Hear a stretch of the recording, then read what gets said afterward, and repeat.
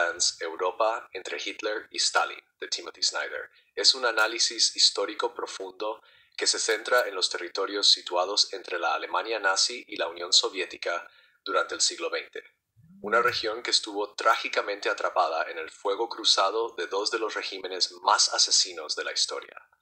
El trabajo de Snyder examina las atrocidades cometidas tanto por Adolf Hitler como por Joseph Stalin en estas áreas, que incluyen los países de Polonia, Ucrania, Bielorrusia y los estados bálticos, desde principios de la década de 1930 hasta el final de la Segunda Guerra Mundial.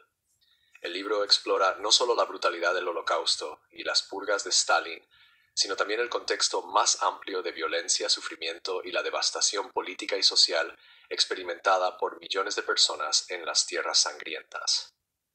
El concepto de Bloodlands. Snyder acuña el término Bloodlands para describir el área geográfica que soportó el mayor sufrimiento debido a las acciones de los regímenes nazi y soviético. Esta región, que abarca desde el mar Báltico en el norte hasta el mar Negro en el sur y desde Alemania hasta Rusia, es donde ocurrieron el Holocausto, el Holodomor, las ejecuciones masivas y otras formas de terror estatal violento a una escala sin precedentes. Snyder enfatiza que estas tierras no fueron simplemente víctimas pasivas del conflicto ideológico, sino que estuvieron sometidas a una política intencionada y organizada de exterminio y represión por parte de ambos regímenes totalitarios. El régimen estalinista y su brutalidad. Snyder comienza explorando el impacto de las políticas de Stalin a principios de la década de 1930, particularmente la colectivización forzada de la agricultura y la posterior hambruna en Ucrania, conocida como el Holodomor. Aunque la hambruna afectó otras partes de la Unión Soviética, Ucrania la experimentó de manera más aguda, con millones de campesinos muriendo como resultado de las requisiciones forzadas de grano.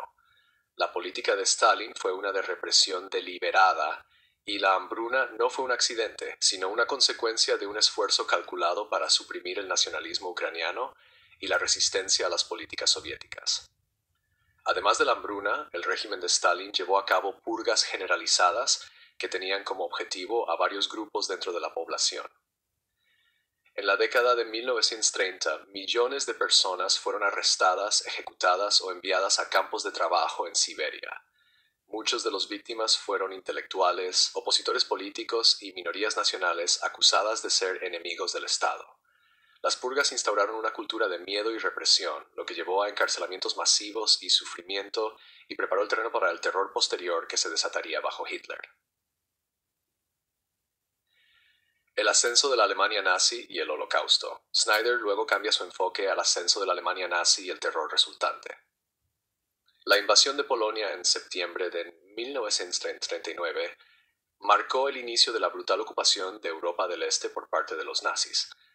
Sin embargo, el Holocausto, que a menudo se ha visto como un fenómeno principalmente alemán, también tuvo profundas raíces en las regiones en las que Snyder se centra.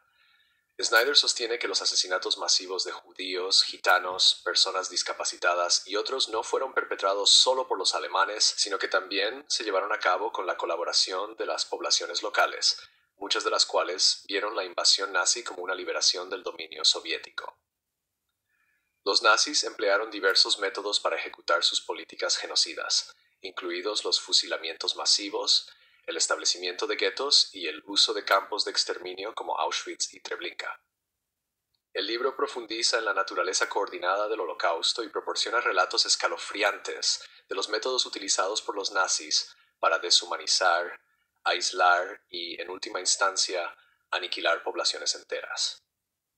El análisis del Holocausto que realiza Snyder es crucial porque lo sitúa no solo dentro del contexto de la Alemania nazi, sino también dentro del marco más amplio de la historia europea.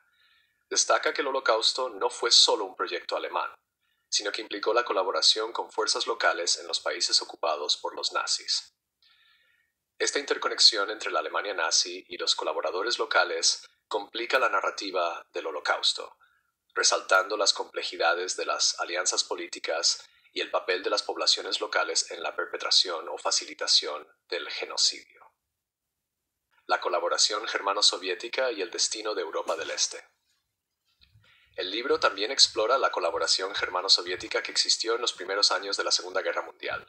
En 1939, Hitler y Stalin firmaron el pacto Molotov-Ribbentrop, que dividió efectivamente Europa del Este en esferas de influencia.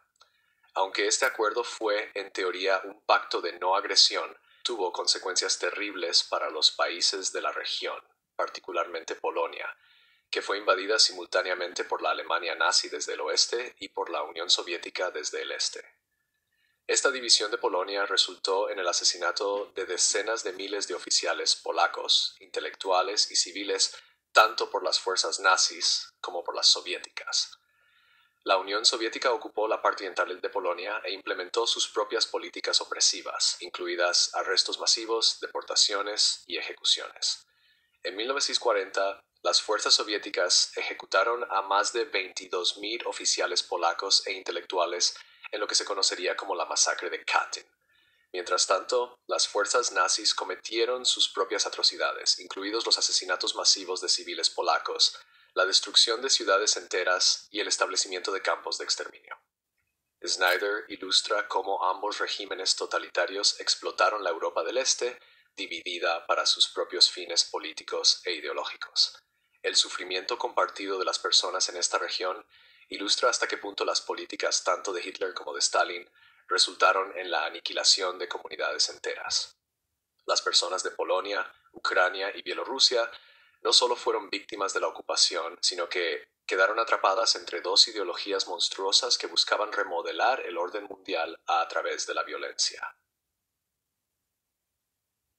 Las secuelas de la guerra y el legado de las Bloodlands. Snyder concluye examinando las secuelas de la Segunda Guerra Mundial y el legado de las Bloodlands. Después de la guerra, los países que habían sido el epicentro de la violencia nazi y soviética cayeron bajo el control soviético y el sufrimiento de la población continuó bajo los sucesores de Stalin. La historia de Europa del Este en el periodo de posguerra estuvo marcada por una continua represión, purgas políticas y la supresión de identidades nacionales. Este ciclo de violencia y represión dejó cicatrices duraderas en la región, moldeando el panorama político de Europa del Este durante las décadas siguientes. El libro concluye con un análisis de cómo la Guerra Fría opacó la memoria de estas atrocidades.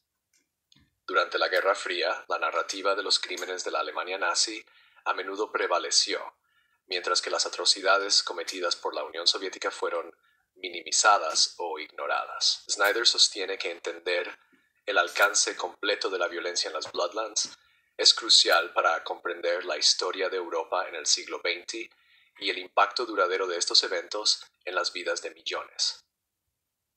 Bloodlands es una obra fundamental que ofrece una visión profundamente humana y completa del sufrimiento experimentado por los pueblos de Europa del Este a manos de la Alemania nazi y la Unión Soviética. A través de una investigación meticulosa y una narración vívida, Timothy Snyder da voz a las víctimas de estos regímenes, iluminando las consecuencias devastadoras del extremismo ideológico y la violencia estatal.